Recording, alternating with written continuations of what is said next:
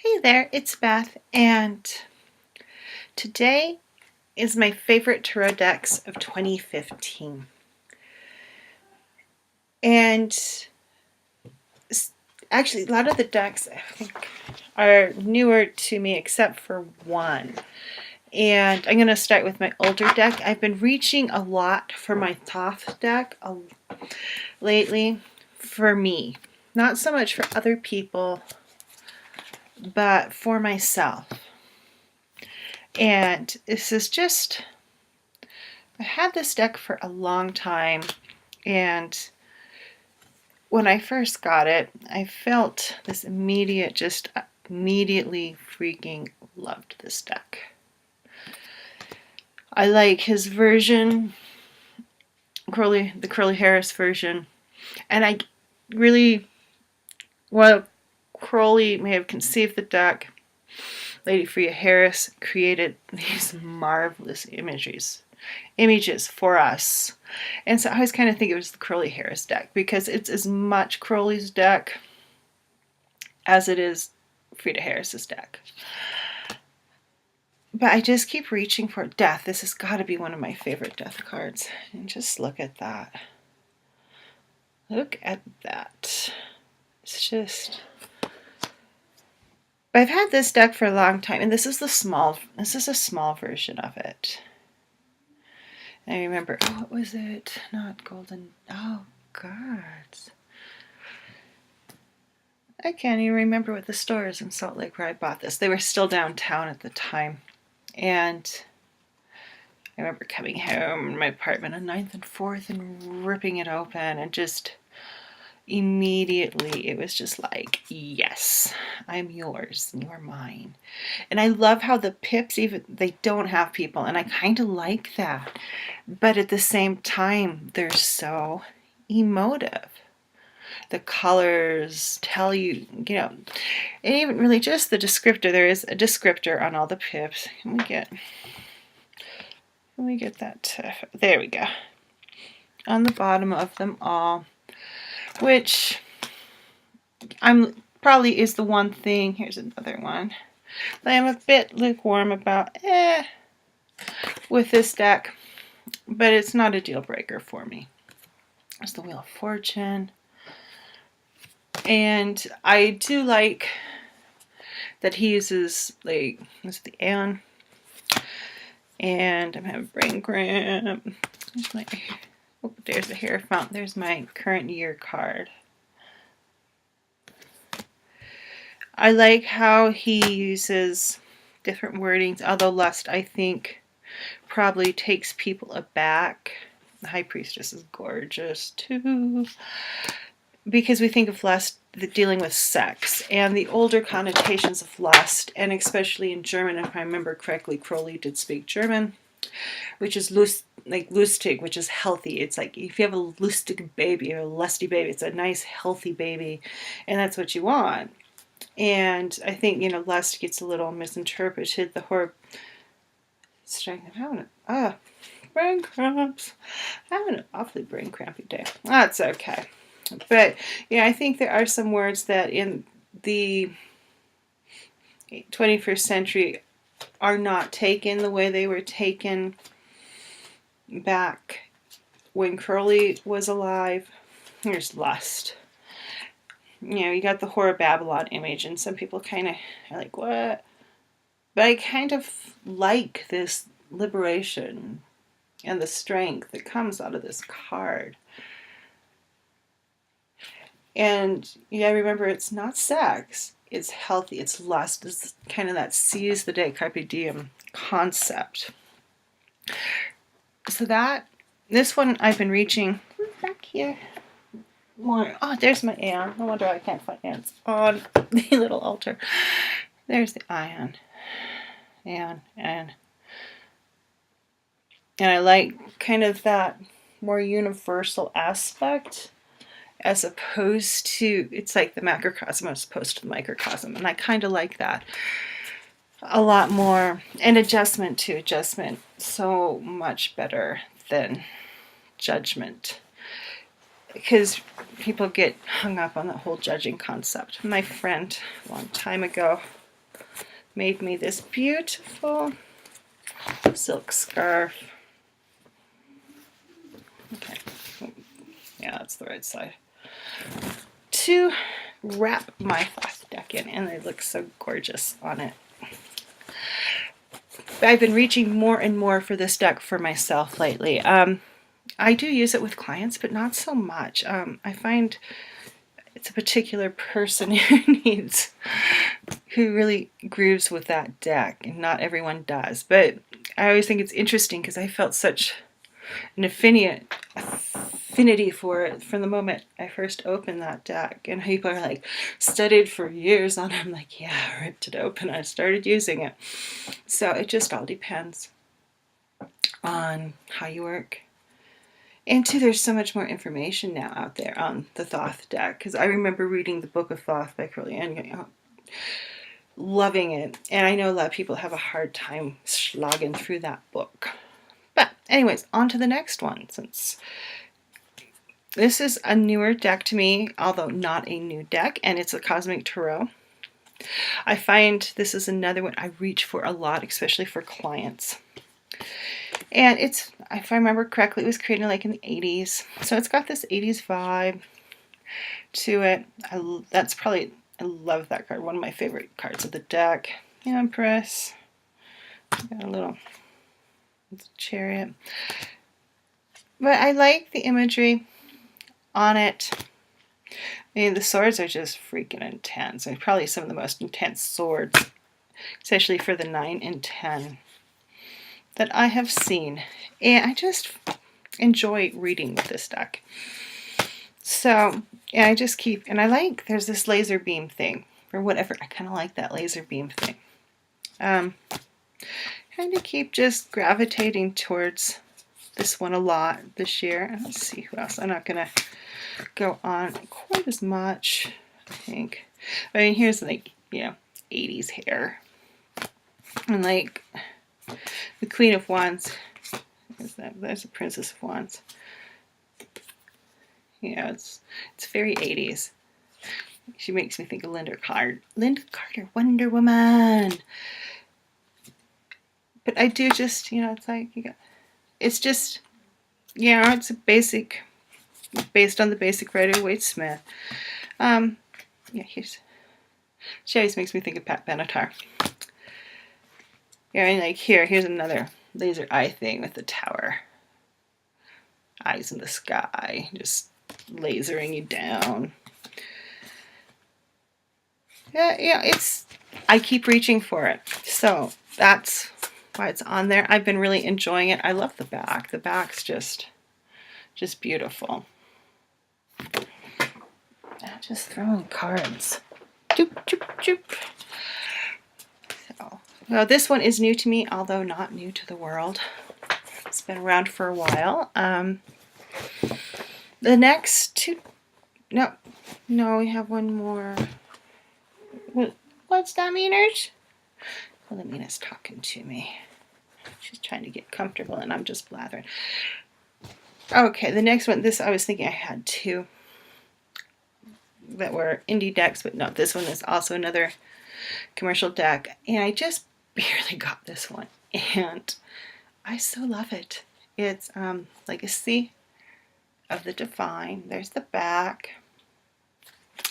The Kings, in my opinion, are the cards that are kind of the weakest ones. Not my favorites, but I like the colors. It's very saturated. It's Chiro. Why can I never remember his last name? I have two of his decks now. I have his Oracle of Visions, also his Oracle deck. Can't remember his name. Ciro, C-I-R-O, Marchetti? Is it Marchetti or Markelli? Don't remember. I like the saturation of color. His use, cups, lots of cups, and his swords, 5 of swords. He tends to do a lot of people on his cards.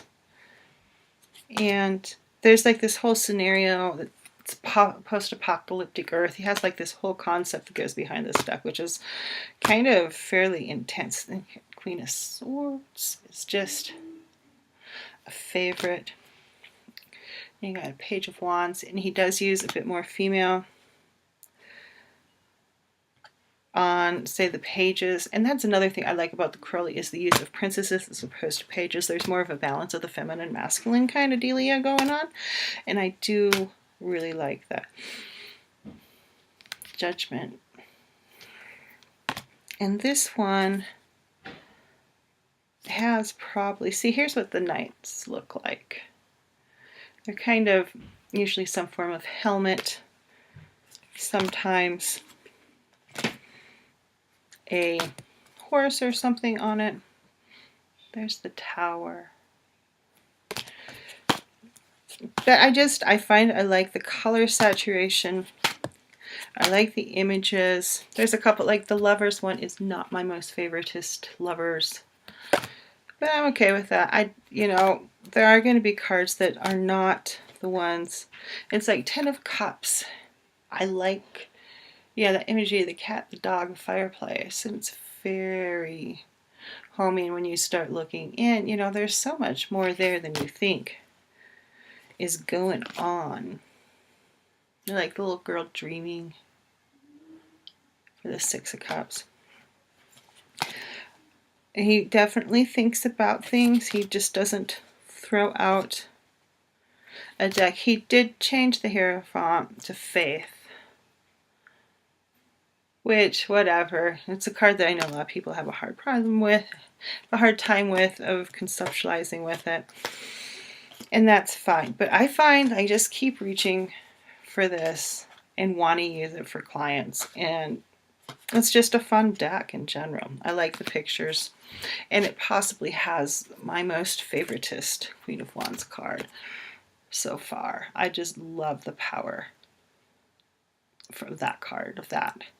His queens are, like, as far as the court cards go, are very strong. I like the kings, kind of, they're okay. They're a full body though, and I think something with his work, when he, at least in this deck, when he goes full body, he seems to lose something, especially with the court cards. Here's the Queen of Coins. The Queen of Cups is probably the weakest queen, and she's really not even all that weak. Right? There's a Page. See, Page is not a full body, whereas the kings tend to be more of a full body. And here's another knight.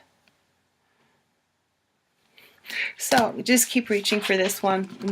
Love the images. I'm really enjoying using this deck. It's Legacy of Divine Tarot.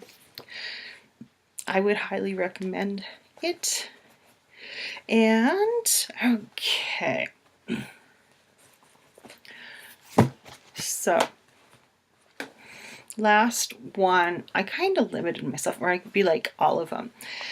And I decided I would do kind of like, maybe, I don't know. We'll see what happens in my life. My top one, and I guess it's, well, it'd be 2 decks. It'd be my top Oracle deck and my top Tarot deck separately, away from kind of the runners-up, as it were. Oh yes, Animalis Os Fortuna. Oh my God, Megan, I love you. I love her cards. I have her other Oracle deck too. That's from her Oracle deck, the Azukur. I love her work. She's very illustrative. Her Tarot deck is black and white. It's all animals. I was on my way to purchasing the... Oh my God, I have no brain today. That really Wild Unknown. Wild Unknown deck.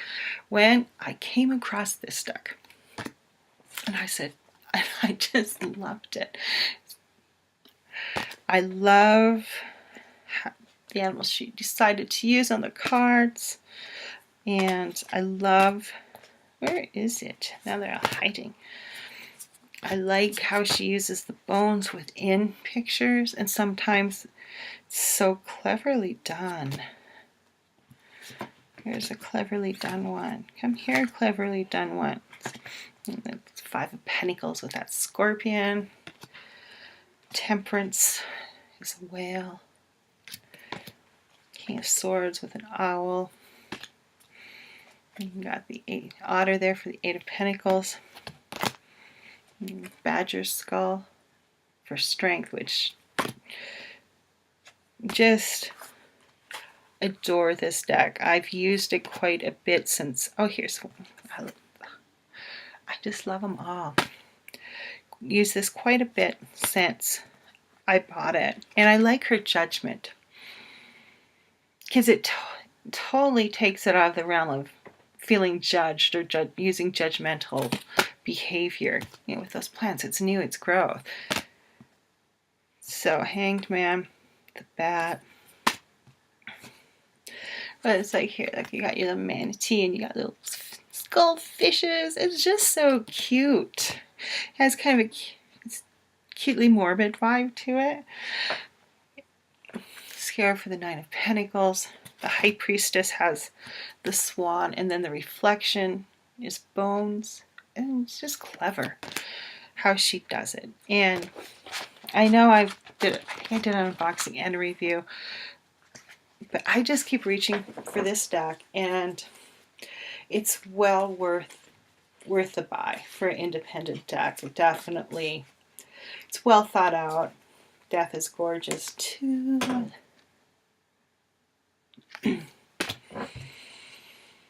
And so yeah, these are all four that I reach for quite a bit at this point in time and enjoy using for myself and clients too. So that is the top four runners up to my favorite deck of the year, and that is all I thought about trying to do. Favorite tarot decks and oracle decks in the same video, and said that's just crazy, let's not even try that because it's going to be a heck of a long video to manage. Screw that. Alrighty, so that is it. We have the Thoth deck. I'm just going to grab from my older because it's easier. The Thoth deck, Curly Harris, the Cosmic Tarot, 80s deck. Just fun, vibrant colors, enjoyable to read with, easy to decipher, has kind of a weird anti-corporate thing. It's very 80s. Legacy, the Divine Tarot, and I pulled out my least favorite card, but we're going to show it to you anyways. I don't even hate it, and it's like my least favorite. It just is not my, yeah, whatever. It's going to shut up now. And of course, cannot forget the Anomalous Os Fortuna. Still loving this deck, and it's just, yeah, comes with a little black book that is surprisingly very nice for the size of it. But that is all truly this time now. Talk to you later.